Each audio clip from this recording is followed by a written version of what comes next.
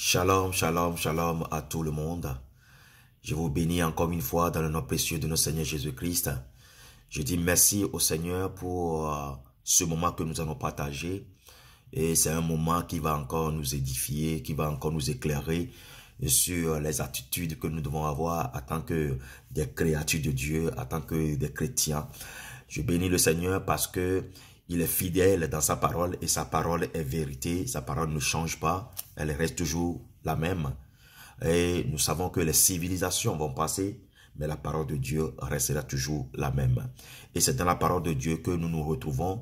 C'est dans la parole de Dieu que nous arrivons à comprendre les choses qui sont cachées à nos yeux, parce que Dieu nous parle au travers de sa parole.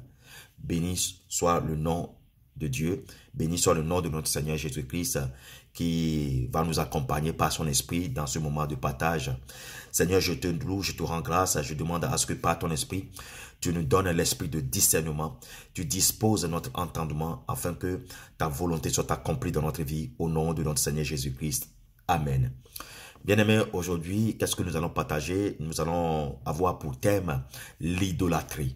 Alléluia. L'idolâtrie. Tout de suite, quand on parle de l'idolâtrie, nous pensons tout de suite à des représentations, à une représentation à laquelle nous donnons un culte. Amen. Et nous voyons que dans ces genres de représentations, des fois cette représentation, ça peut être réelle, c'est-à-dire quelque chose qu'on peut toucher, par exemple un objet, un statut, une photo. Alors, ou d'autre part, cette représentation peut être supposée, c'est-à-dire quelque chose qu'on imagine dans nos pensées, quelque chose qu'on se met dans la tête et on porte un culte à cette chose. Donc, dans les deux cas, que ce soit physique ou imaginaire, alors dans les deux cas, Dieu est contre que nous apportons culte à quoi que ce soit pour dire que nous le représentons, lui Dieu, et nous portons un culte à cet objet, à cette image. Dieu est vraiment contre toutes ces formes de représentation. Alors, bien-aimés, nous allons rapidement aller dans la parole de Dieu. Et aujourd'hui, Dieu veut nous éclairer et il veut nous montrer vraiment pourquoi et comment il est contre à toute représentation à laquelle nous donnons un culte.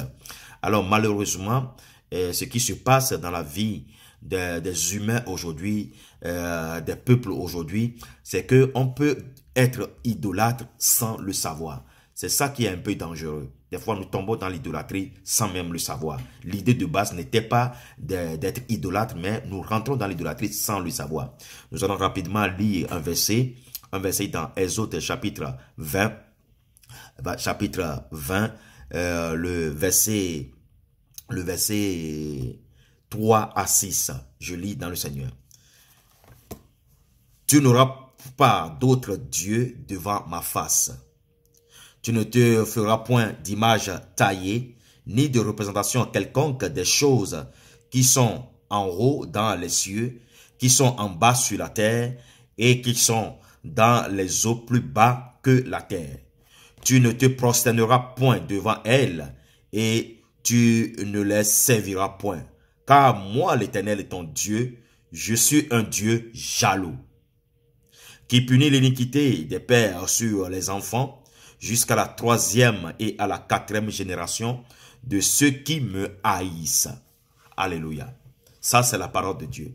Ici, Dieu est en train de nous parler. Il nous dit de ne pas avoir un autre Dieu devant sa face et de ne pas avoir des représentations quelconques, que ce soit dans les cieux, que ce soit sur la terre, que ce soit sous la terre, de ne pas avoir des représentations. Parce que lui, il est un Dieu jaloux. Et il punit ceux qui font cela, il les punira jusqu'à la 3e génération et à la 4e génération. Bien aimé, nous voyons ici que Dieu a été clair sur le fait de faire des représentations, quelle que soit la forme de la représentation, quelles que soient les images, les photos, les statues et toute autre chose. Dieu est contre et c'est la parole de Dieu, c'est sa parole qui vient de nous le confirmer. Et bien aimé, nous savons que étant donné qu'il est un Dieu jaloux, à partir du moment où nous faisons des images pour porter un culte à cette image, dans l'idée de représenter Dieu, que nous croyons, nous essayons de le représenter, parce que l'homme a tendance à avoir quelque chose en face de lui avant de croire. Et nous avons tendance à toucher ce que nous voulons croire. Nous devons toucher d'abord avant de croire. Et c'est ça qui nous pousse des fois dans l'idolâtrie sans le savoir. Et bien aimé, Dieu dit qu'il est tellement contre cela et qu'il va punir la personne qui fait cela. Il va le punir jusqu'à la 4e génération. Parce que c'est un Dieu jaloux. Il ne veut pas que nous le représentons ou bien nous présentons un autre Dieu à sa face pensant que c'est la même chose. Nous sommes toujours dans l'adoration de Dieu. Dieu dit qu'il punit cela. Et bien aimé aussi, des fois, Dieu nous bénit.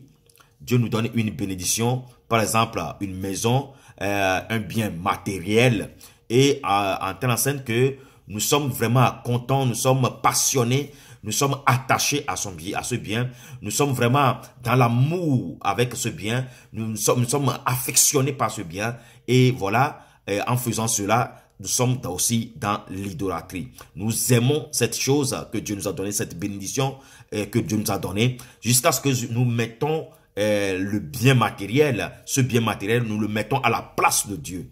Alléluia. Nous le mettons à la place de Dieu et nous ignorons même des fois que c'est Dieu, par des prières, c'est Dieu qui nous a donné ce bien matériel. Et nous adorons ce bien matériel. Ça aussi, c'est de l'idolâtrie. L'attachement à quelque chose. Et des fois, qu'est-ce qui se passe aussi? Nous nous attachons aussi à l'argent, parce qu'on a beaucoup d'argent, parce qu'on a beaucoup de moyens, nous faisons confiance à notre richesse. C'est ce qu'on appelle la cupidité. La cupidité, c'est le désir immodéré de l'argent et de la richesse. Ce désir immodéré, nous nous attachons tellement au bien, à notre capacité, à notre poids financier, et que pour finir, nous croyons en cela et nous ignorons qui est Dieu, et nous ignorons que c'est Dieu qui nous a donné cette capacité financière.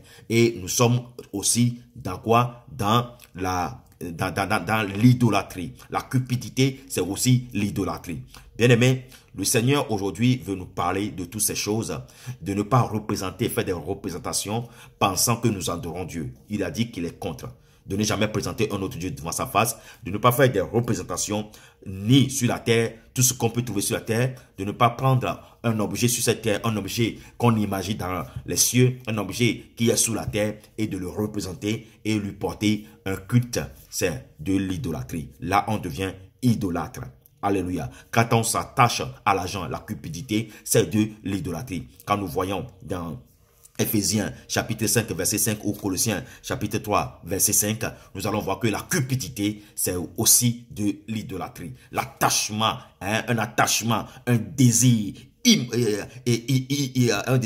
immodéré à l'argent, c'est aussi de l'idolâtrie. Que le Seigneur nous avertisse sur cette chose pour que nous ne tombions pas dans ce type d'idolâtrie.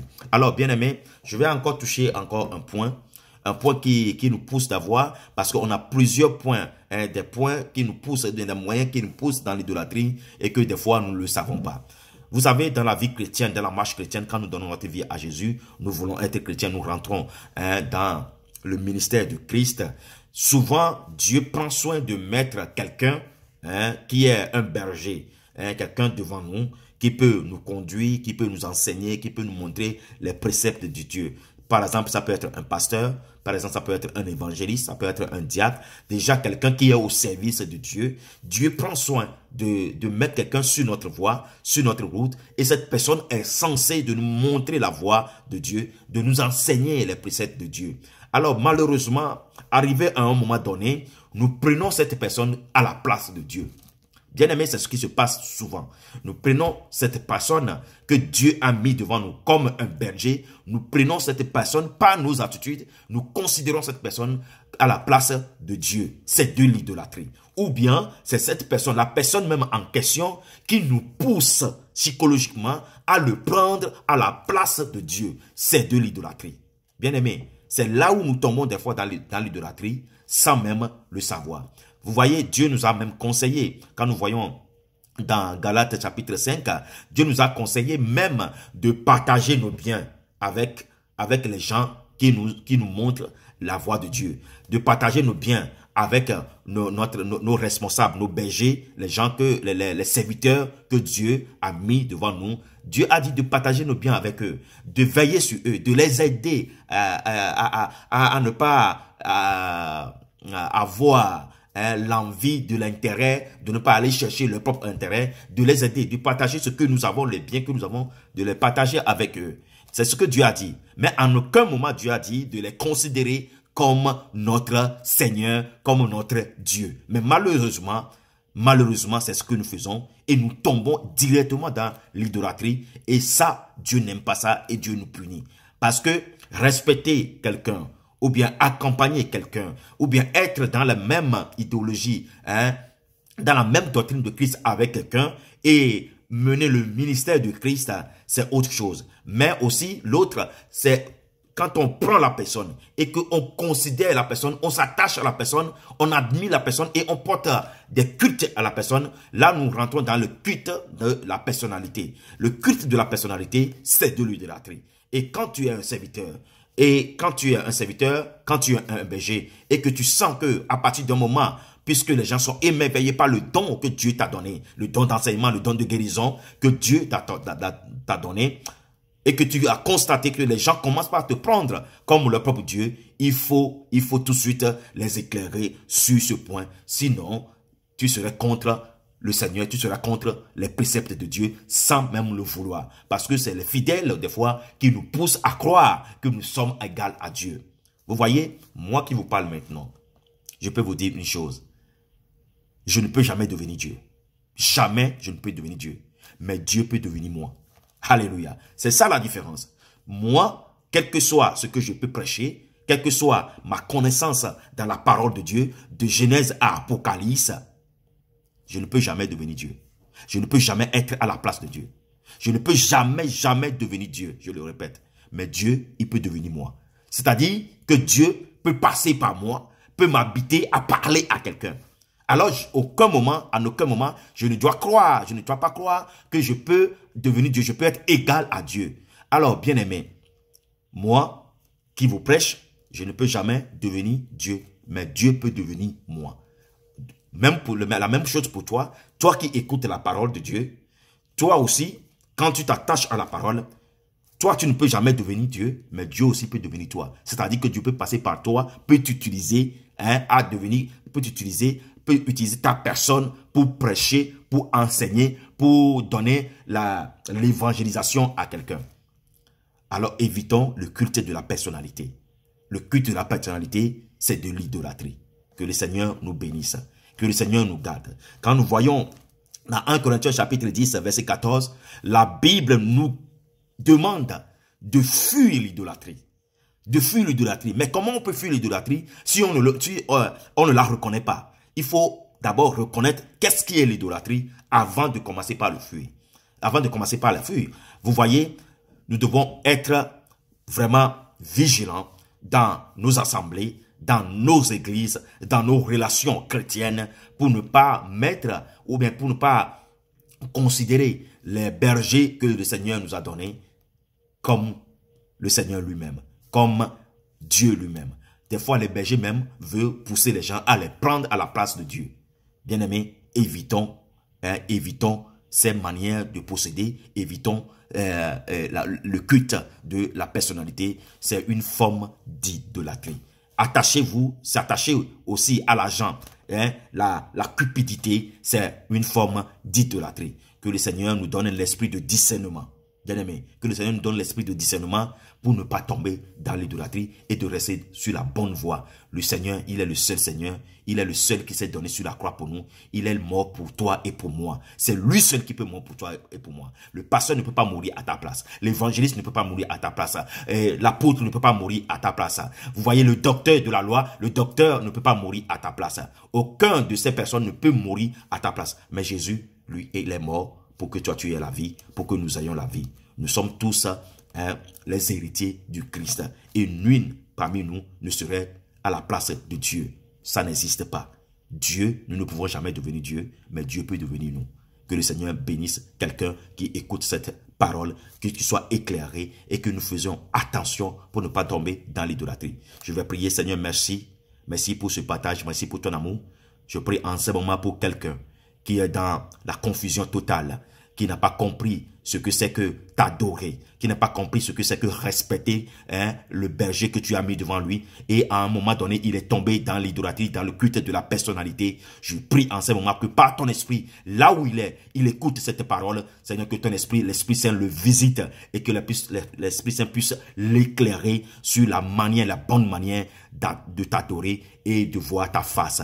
Je bénis ton nom pour tous ceux qui ont écouté cette vidéo. Au nom de Jésus, j'ai ainsi prié. Amen, amen, amen. Bien-aimés, soyons bénis et que la grâce du Seigneur soit avec vous. Au nom de Jésus. Amen. Shalom, shalom, shalom. Shalom à vous tous.